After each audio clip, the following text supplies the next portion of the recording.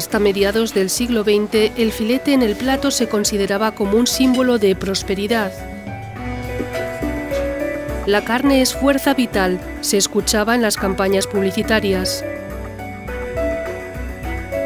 Hoy día, la carne es sobre todo una única cosa, un producto barato para las masas, que cualquiera puede adquirir. Anualmente se asan, fríen, embuten y consumen 250 millones de toneladas de carne, lo que conlleva consecuencias drásticas para el clima, para el medio ambiente, para los animales y también para el ser humano.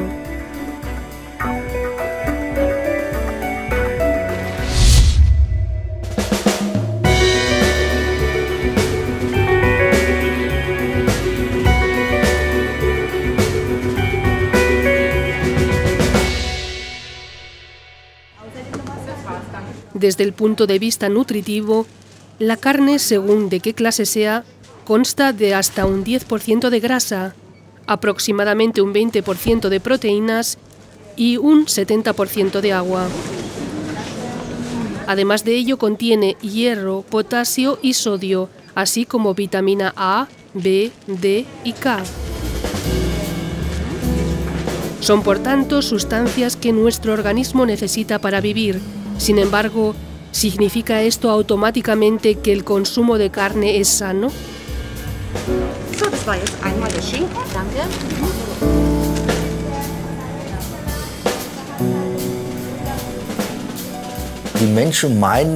Hay personas que opinan que la carne es un alimento básico. Para comer un trozo de carne, primero hay que matar al animal. Es una profesión. Eso es un mero trabajo y nada más, sin sentimientos. En principio, cuando se consume una cantidad media de carne, incluso aunque la carne sea de alta calidad, siempre se comen sustancias nocivas para la salud.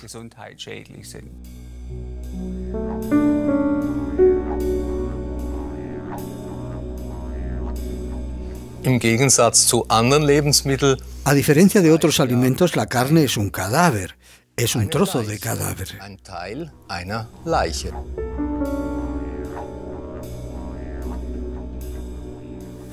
La carne es siempre un producto de criaturas vivas.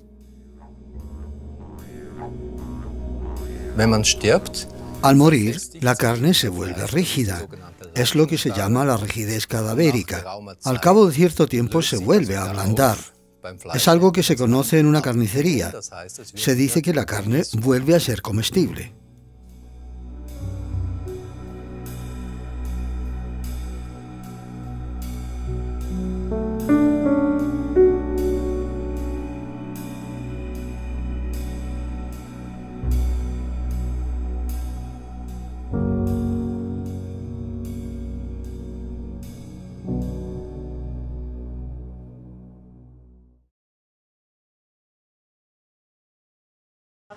La carne por lo general se considera fresca cuando se vende en los mostradores.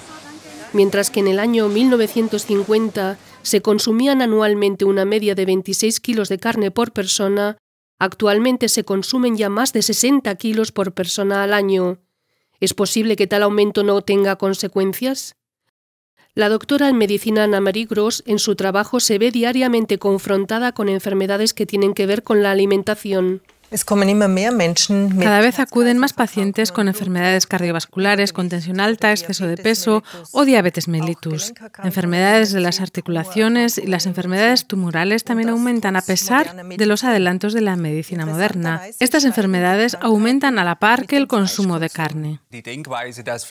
La idea de que la carne es necesaria para la salud de las personas fue rebatida por la ciencia hace ya tiempo. En las últimas décadas se han realizado muchas investigaciones epidemiológicas y se ha demostrado que el consumo de carne guarda una relación directa con muchas enfermedades, precisamente con las grandes enfermedades de la civilización, como las enfermedades cardiovasculares, la diabetes, el exceso de peso, la gota y el cáncer. Veamos otro ejemplo. En diciembre del año 2010 se publicaron los resultados de una investigación sueca en la que se demostraba que el riesgo de derrame cerebral en las mujeres estaba directamente relacionado con el consumo de carne.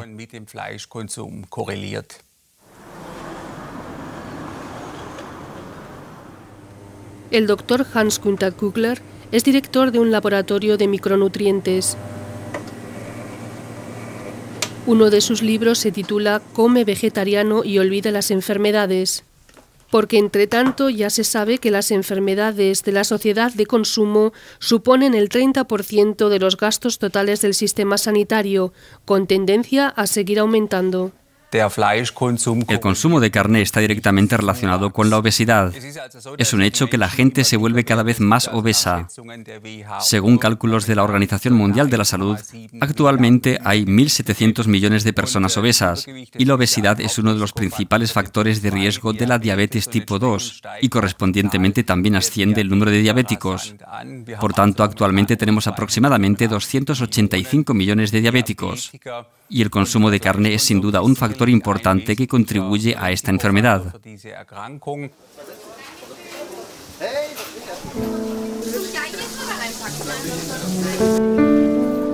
Las consecuencias de nuestra alimentación en la salud y la enfermedad han sido investigadas durante años por el profesor Klaus Leitzmann.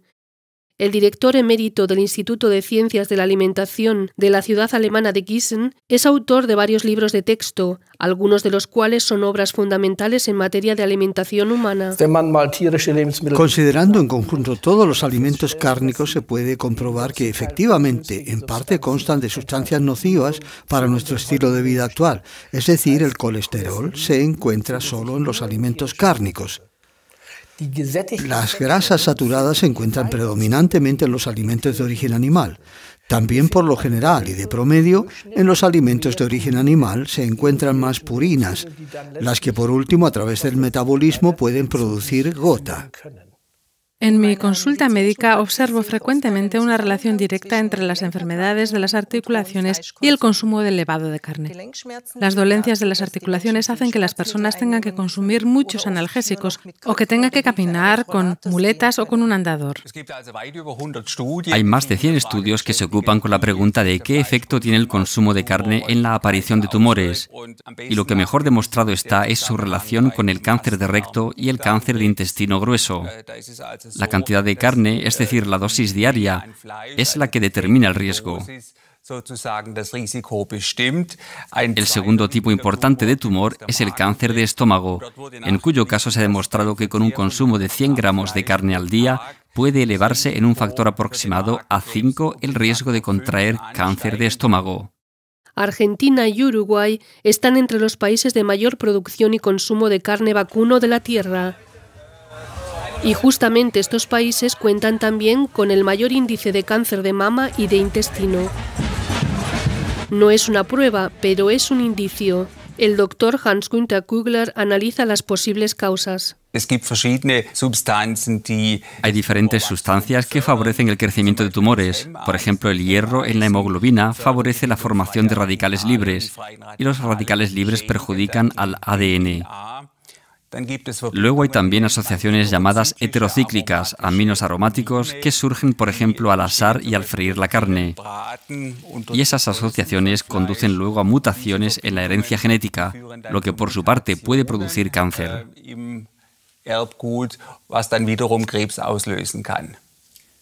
La carne como factor de riesgo de formación de tumores, gota y diabetes. El consumo de carne también puede influir negativamente en la memoria. Hay indicios de que el consumo de carne guarda una relación directa con el riesgo de contraer la enfermedad del Alzheimer. Al menos se puede afirmar que en el caso de enfermos con demencia, se ha demostrado que estos habían comido más cantidad de carne por término medio que quienes no enferman de demencia.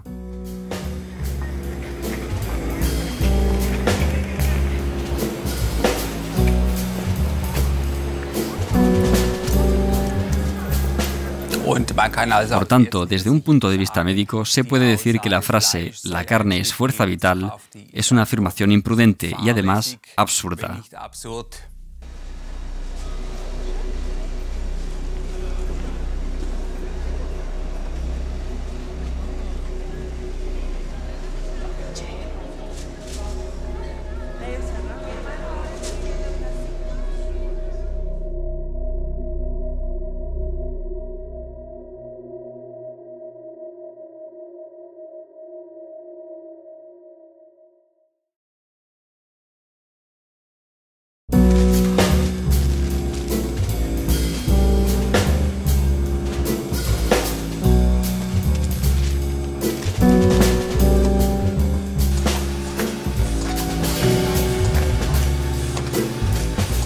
pero la demanda de carne continúa ascendiendo exponencialmente.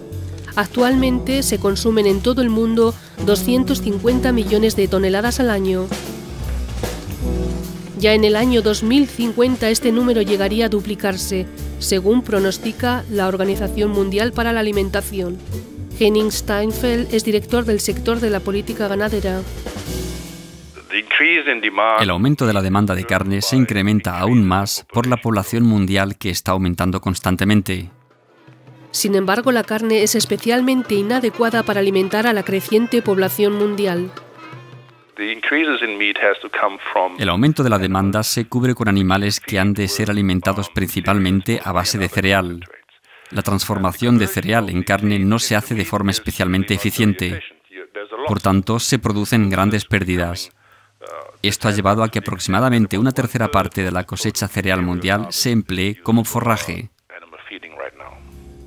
Para producir una caloría en forma de carne deben emplearse hasta 30 calorías de alimento vegetal.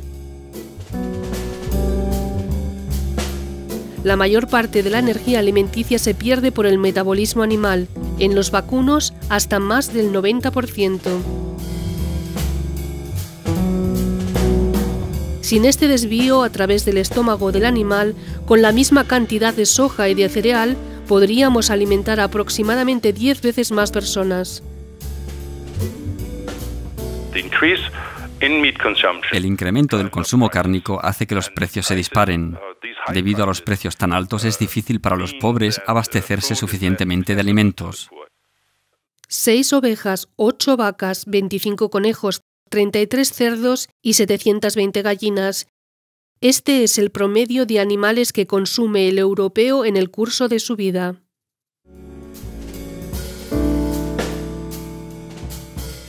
Para alimentar a estos animales se importa cereal y soja de países como Brasil y Argentina, es decir, de países en los que la población lucha contra la pobreza. John Ziegler, exrelator de la ONU para el Derecho de la Alimentación, es miembro del Comité Consultivo del Consejo de Derechos Humanos de las Naciones Unidas. Su opinión tiene peso. La agricultura mundial podría dar de comer sin problemas a 12.000 millones de personas. Un niño que hoy en día muere de hambre, muere asesinado.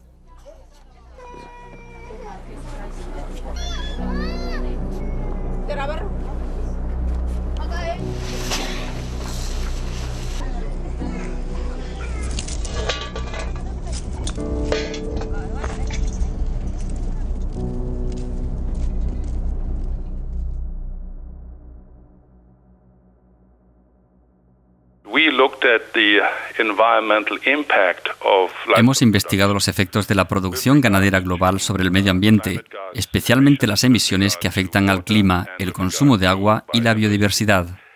En conjunto, la ganadería es responsable por el equivalente a la emisión de 7.100 millones de toneladas de dióxido de carbono. En aquel tiempo correspondía al 18% de las emisiones totales de efecto invernadero causadas por el ser humano. En ellos hay que nombrar en primer lugar al dióxido de carbono, mientras que lo más grave es que la ganadería intensiva contribuye en una gran medida a la deforestación.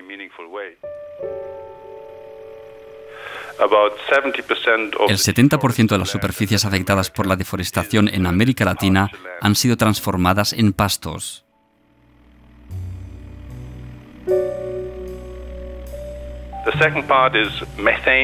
En segundo lugar está el gas metano. En este caso, las emisiones en sí provienen del mismo animal, es decir, de los estómagos de los rumiantes. En tercer lugar, los ácidos nítricos, fuertes gases climáticos con un potencial de efecto invernadero 300 veces más grande. Provienen directamente de los residuos fecales resultantes, así como también del intenso empleo de abonos en las plantas para forraje.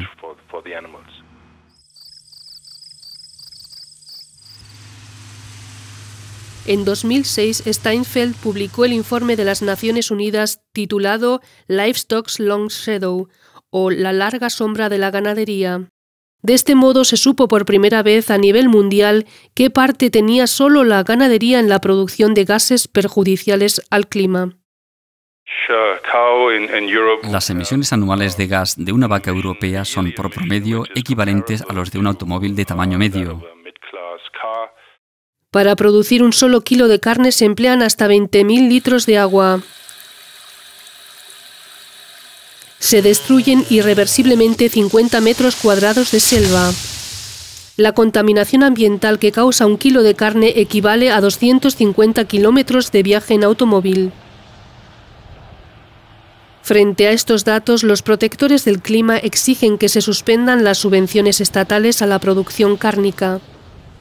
Edmund Haferbeck, asesor científico de PETA, la Organización de Derechos de los Animales, viene criticando desde hace años que con la reducción del impuesto sobre el valor añadido de la carne, el Estado fomenta el consumo de carne. En Alemania, por ejemplo, los productos cárnicos se gravan con un impuesto del 7% en vez del 19%. Además de este reducido impuesto del valor añadido, la producción de carne recibe muchas otras subvenciones adicionales. Ya solo en la Unión Europea, más de la mitad de su presupuesto está destinado a la agricultura y la mayor parte está destinada a la ganadería, a la producción de animales.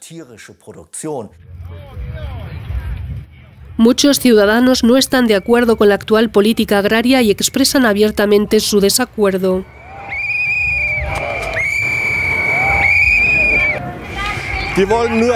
Ellos solo quieren una cosa: dinero, dinero, dinero y más dinero. Las subvenciones deberían recibirlas los que realmente trabajan de forma ecológica y social. Y Alemania, con su política agraria nacional, tampoco debería financiar los grandes establos de ganadería intensiva. Este sería el punto. La carne es peor que el alcohol, la carne es peor que el tabaco, la carne es peor que los licores. Y por eso, lógicamente, la carne debería gravarse con un impuesto cárnico.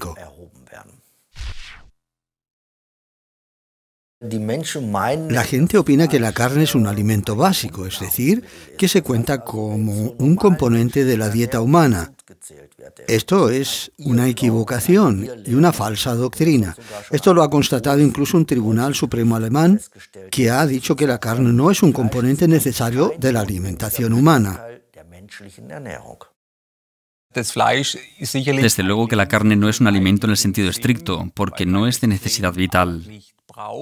Por tanto, se puede asignar a la carne la categoría de agente estimulante como el tabaco o el alcohol. La Organización Mundial para la Alimentación, la FAO, en su informe anual de 2009, exige también la implantación de un impuesto sobre el consumo de carne. Esta es una forma viable para asegurar que los productores cuyas prácticas perjudican el medio ambiente tengan también que responsabilizarse por ello.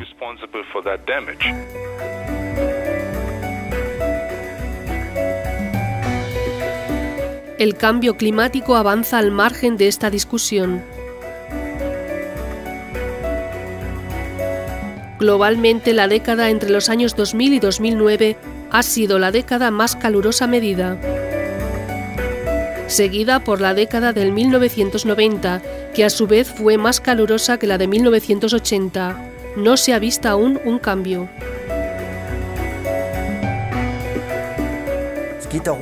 Se trata de que el planeta azul efectivamente está siendo destruido por la producción de carne. Esto es algo que se ha demostrado científicamente y tenemos que salir de esto, porque no podemos continuar así.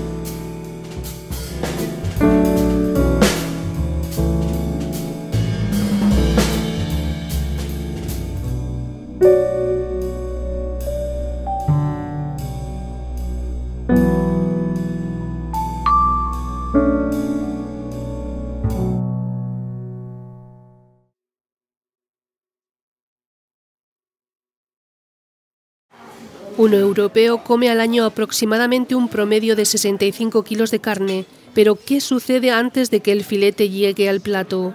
Edmund Haferberg explica lo que tiene lugar en mataderos y empresas de ganadería masiva. Cuando se va a estas instalaciones en las que viven decenas de miles de animales como pavos o gallinas, o en el caso de cerdos, varios miles de ellos, cuando uno visita esta clase de establos, ve y reconoce lo que significa en realidad la ganadería intensiva o la ganadería masiva.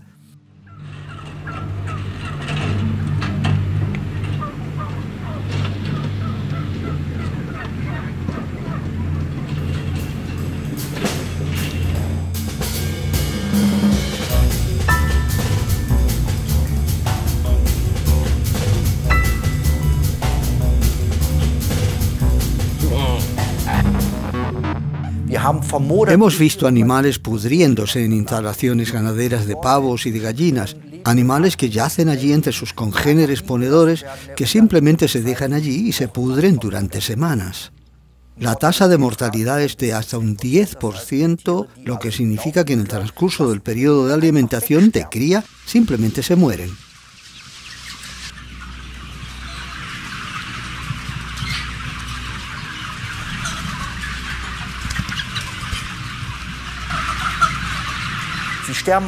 Simplemente se pudren, se quedan tumbados. Hay animales con heridas abiertas, con llagas, por ejemplo en las instalaciones de cría de cerdos, porque lógicamente se hieren en esos suelos enrejados. Luego también existe el canibalismo, porque los animales por aburrimiento constantemente se muerden mutuamente en los rabos, o mejor dicho, en los muñones que les quedan por haber sido los rabos cortados, hasta que surgen heridas que no se cierran.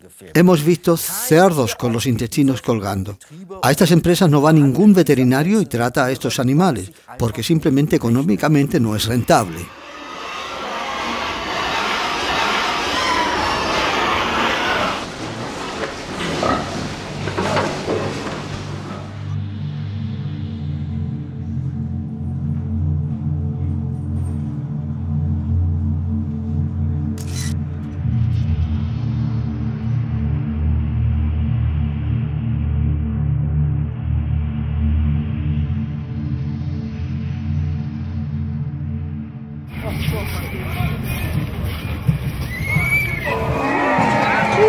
Cada vez más gente compadece ante la opinión pública defendiendo más derechos para los animales, como lo hicieron 22.000 manifestantes en Berlín.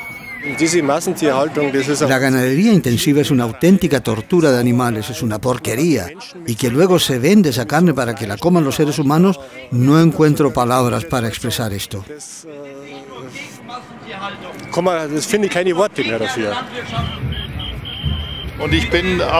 Estoy totalmente en contra de que se produzcan alimentos de forma industrial, de que se torture a los animales y que estos solo sean considerados como productos y no como seres vivos.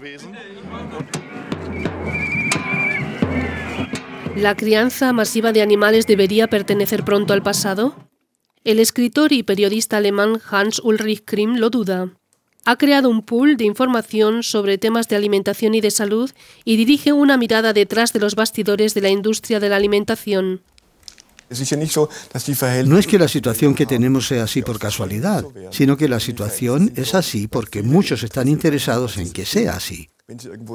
Si usted, viajando por zonas del norte de Alemania, en las que se practica la tortura de gallinas, miran los concesionarios de coches del lugar, verán que tienen potentes jeeps americanos, enormes concesionarios de Mercedes, etc. Por tanto, en estas zonas en las que domina la ganadería de torturas, las personas viven muy bien de la práctica de la ganadería de tortura. Creo que es muy importante que en algún momento dejemos de hacer todo lo que reporta beneficio y ganancia económica. En el caso de los alimentos, la cosa no tiene ninguna gracia. No pueden dar de comer a los animales así, en medio de la porquería, solo para que la industria forrajera haga millones de ganancias. Son animales y hay que tratarlos igual de bien como queremos que se nos trate a nosotros. Cada cual debe comenzar por sí mismo, comenzar a comprar alimentos ecológicos muy conscientemente. Pienso que el consumidor tiene mucho poder. ¿Qué efectos tienen sobre el consumidor este tipo de llamamientos? En el marco del segundo Estudio Nacional sobre el Consumo en Alemania, El 70% de los encuestados declararon que para ellos es un criterio importante a la hora de comprar que la ganadería sea respetuosa con las especies animales. ¿Qué dicen los clientes de supermercado a este respecto en nuestra encuesta? La carne básicamente la compramos solo a nuestro carnicero, porque ahí sabemos de dónde proviene la carne. Pero la carne del carnicero de la esquina, ¿proviene realmente de animales felices?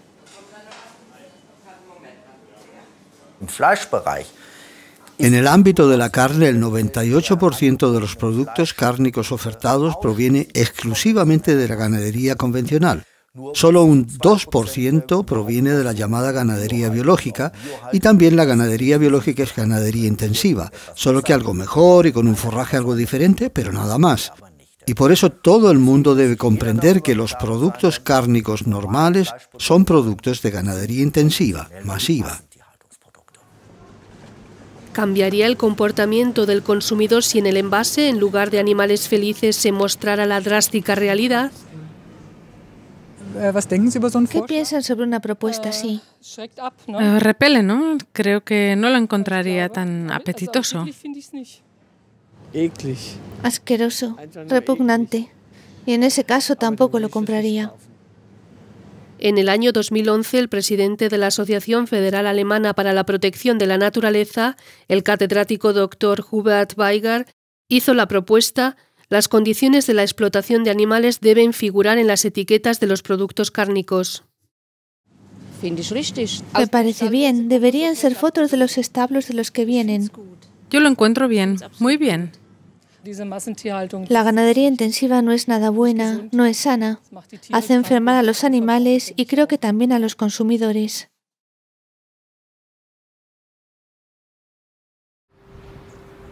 Al consumidor se le ahorra ver la matanza que queda confinada a los mataderos. Hubert Liebertz fue matarife y describe gráficamente el proceso de una matanza de cerdos. El proceso normal es: los cerdos llegan, son descargados, entran al establo y luego viene un dispositivo rociador, previamente con gas. En menos que dura un Padre Nuestro, el Padre Nuestro de la muerte. En mis tiempos lo hacíamos con una tenaza, con la tenaza eléctrica. Se mojaban los cerdos y luego entraban y eran anestesiados con las tenazas. Una electrocución, se contaba hasta 23 segundos bastaban. Luego se colgaba a los animales por las patas traseras. La siguiente estación era darle la estocada.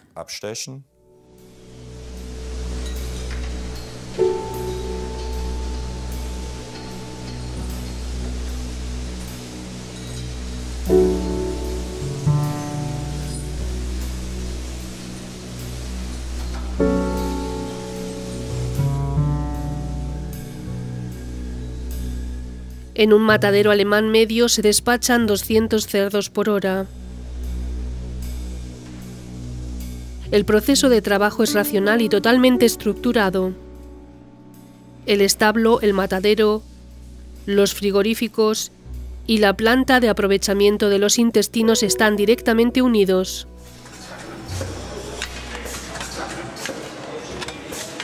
Dann kamen sie in die Brühmaschine, wo sie gebrüht wurden. Luego van a la planta de escaldamiento, donde los animales son escaldados, a veces en una especie de gran olla. Luego al final pasan por los rodillos para quitarle las cerdas, tras lo que pasan por un soplete para quemar el resto de los pelos. Luego se prematan, es decir, que se cuelgan de modo que quedan prácticamente colgados hacia abajo, también de las patas traseras. Se separan las piernas para despojarles mejor las entrañas. En este proceso también se les corta la lengua, que les queda colgando. Se les sacan los ojos, las orejas y luego se despojan.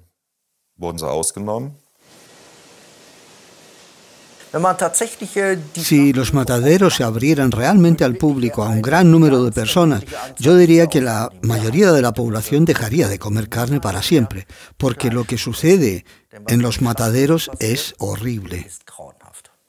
día de las puertas abiertas de un matadero. El director gerente de un matadero del sur de Alemania se esfuerza por más transparencia, pero manifiesta su expreso deseo de quedar oculto ante las cámaras. Una vez al año hacemos una fiesta en el matadero, una fiesta familiar formal, para acercar a los familiares de los trabajadores el tema de la carne. Hacemos demostraciones de descuartizamiento de cerdos, de vacunos, para mostrar al consumidor de dónde vienen los filetes. Ahora bien, no tiene ningún sentido mostrar al consumidor el tema de la matanza de un animal. Eso lo consideramos ofensivo para su sensibilidad, causaría rechazo.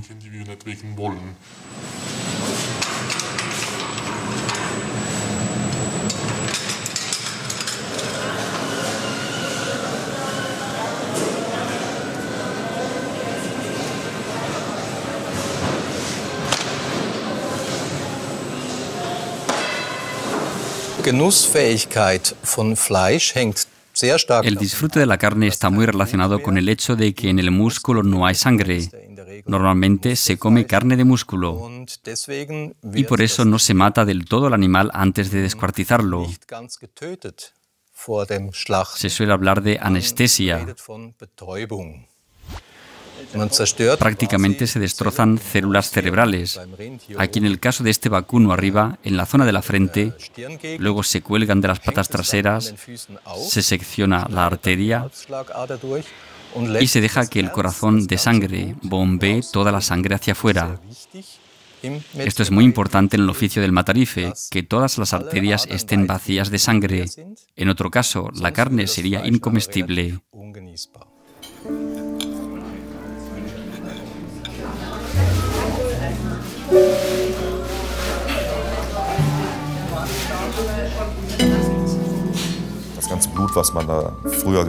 Toda la sangre que se veía antes, cuando se le clavaba un cuchillo a un toro o a una vaca, no se perdía una cantidad como de un vaso de cerveza o de Coca-Cola, sino que eran toneles. Cuando yo aprendí el oficio, matando tan solo 2 vacas, vadeábamos en sangre hasta los tobillos. Digamos que la muerte previa a la producción de alimentos, a fin de cuentas, forma parte de la vida. Aquí no hacemos nada que no sea ético, nada inmoral. Nosotros producimos alimentos de alta calidad para el consumidor. Alimentos seguros, sanos, y en este sentido el tema de derramar sangre forma parte del proceso.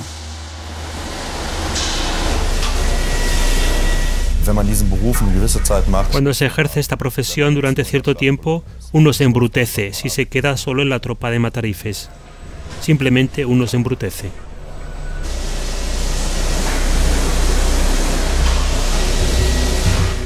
El proceso de la matanza. ¿Cómo matar de forma óptima? Esta es la realidad del día a día para cada operario de la cadena de matanza.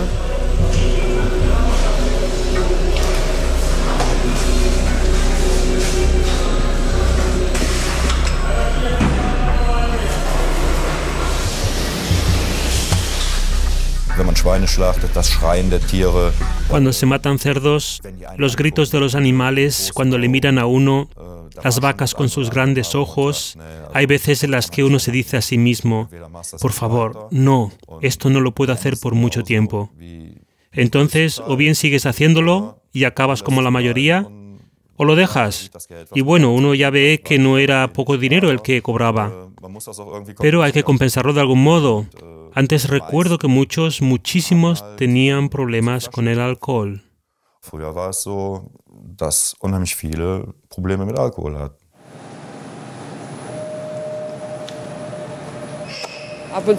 Como de vez en cuando un filete, si no conozco personalmente al cerdo, está bien.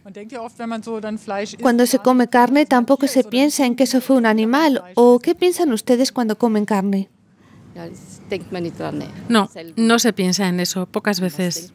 ¿En qué se piensa entonces? Pues en llenarse.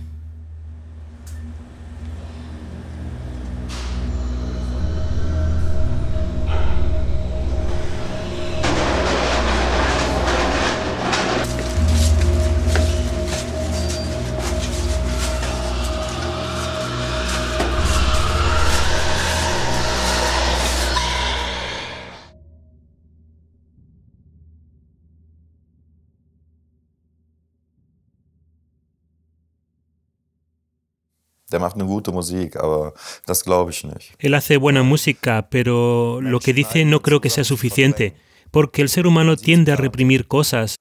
Eso se ve a veces en la tele, y entonces la gente debería decirse, Dios mío, si es una pura tortura.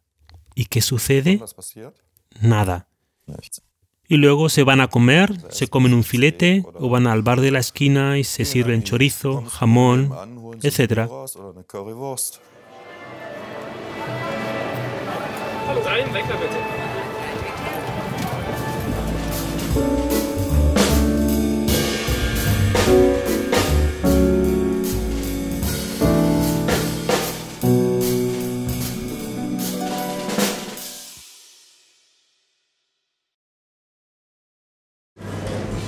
¿La carne ecológica es la solución?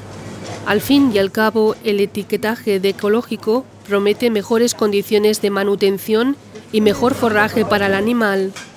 Además, menos toxinas en el producto final. Especialmente después de los escándalos de la dioxina y de los antibióticos, asciende la demanda. ¿Son buenas razones para tranquilizarse la conciencia? Dennoch ist Biofleisch. A pesar de ello, la carne ecológica es carne. La carne es siempre un producto obtenido de criaturas vivas que naturalmente han sido matadas para la obtención de esta carne, también en el caso de la ganadería ecológica. Hemos filmado secuencias en este tipo de mataderos rurales donde los animales ecológicos, los animales que, como se dice, se matan de forma ecológica, se matan con la misma técnica. Los cerdos y los vacunos convencionales se elaboran con toda la técnica, igual que los vacunos biológicos o los cerdos biológicos. No hay diferencias. Un cerdo tiene una coincidencia genética de un 98% con el ser humano. Por este motivo, este animal es interesante para el hombre como donante de órganos. Los cerdos son considerados igual de inteligentes que un niño de 3 años. Lloran, sienten tristeza y miedo.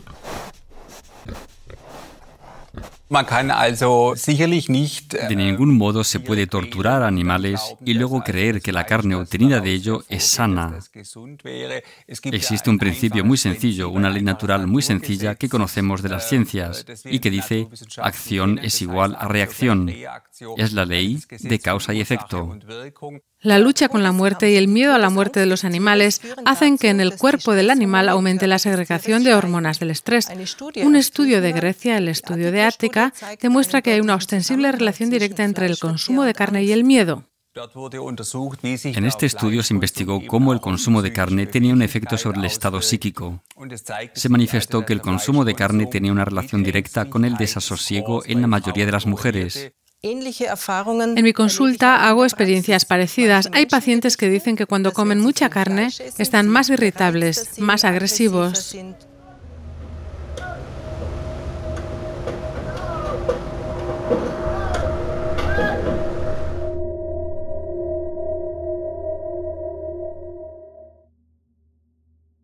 Dolor, felicidad y tristeza. Hubert Liebers ha llegado a conocer los sentimientos de los animales. También matábamos terneras. Siempre era lo último que se hacía. Entonces vi una lágrima en un ternero y ya no pude más. Al salir le entregué a mi jefe las herramientas y le pedí que me hiciese la cuenta, los papeles. No pude seguir haciéndolo.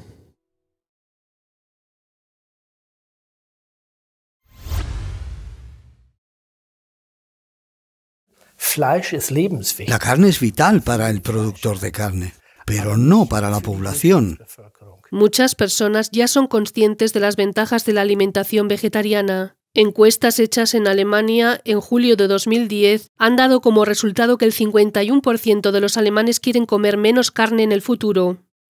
Esto lo demuestran también muchos estudios internacionales sobre el vegetarianismo, especialmente de los Estados Unidos, de Inglaterra, así como de Alemania. Indican que el promedio de los vegetarianos tienen mejores parámetros de salud.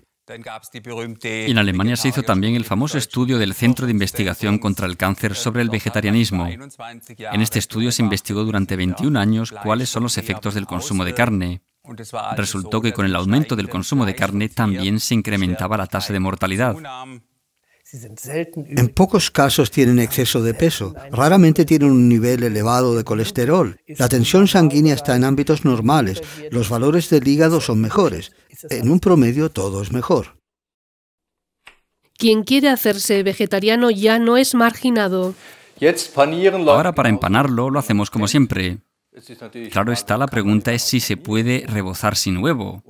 Yo espero que aquí me resulte bien, porque funciona. Lo que necesitamos para esto... Los cursos de cocina vegetariana se están haciendo muy populares y aún así a muchos les cuesta echar por la borda costumbres alimenticias adquiridas durante muchos años. Christoph Michels anima a los participantes de su curso.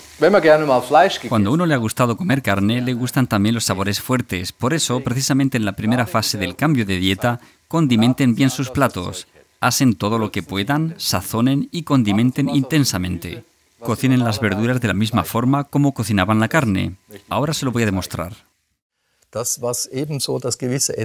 Lo que tiene su encanto, lo rico, también en las salchichas y la carne a la plancha, es lo quemado, la costra. De ahí viene el aroma.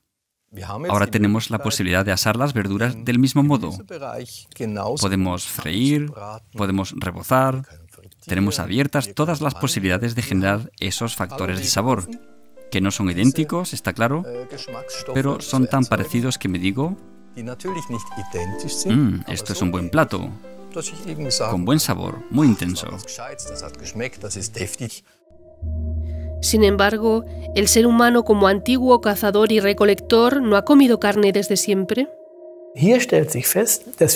Aquí hay que comprobar que en este tiempo pasado, en los últimos 50 millones de años, al menos durante 45 millones de años fuimos herbívoros, comiendo frutas, hojas, cortezas, raíces, flores, nueces, frutos secos. Los científicos están bastante de acuerdo en ello. Todo este tiempo de desarrollo tan largo, naturalmente ha marcado nuestra anatomía, el cuerpo, así como nuestra fisiología, el metabolismo. Si comparamos los típicos animales carnívoros y los típicos animales herbívoros, comparados con los datos fisiológicos y anatómicos, preguntándonos luego ¿en qué grupo se incluye mejor al ser humano? La respuesta es clara: corresponde mejor al grupo de los herbívoros. A mí siempre me ha gustado comer bien. Antes comía carne, hoy soy vegetariano. El placer de comer no se queda corto de ninguna manera. Se disfruta maravillosamente. Lexi.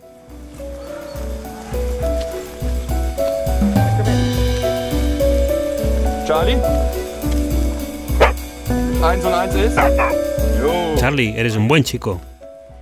También Hubert Lieberts ha dejado de comer carne. En su dieta actual se encuentran principalmente platos vegetarianos. Con su nueva profesión como entrenador de perros ha llegado a conocer mejor a los animales. Ven aquí, cariño.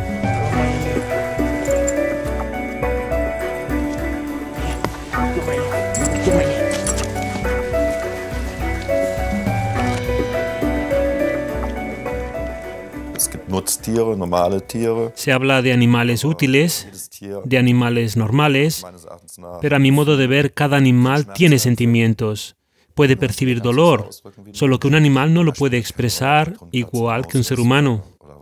Y entonces no importa si se trata de un gato o de un ratón o de lo que sea. Ahí no hago diferencias. Tampoco con los llamados animales útiles, como las vacas, un toro o un cerdo, lo que ustedes quieran.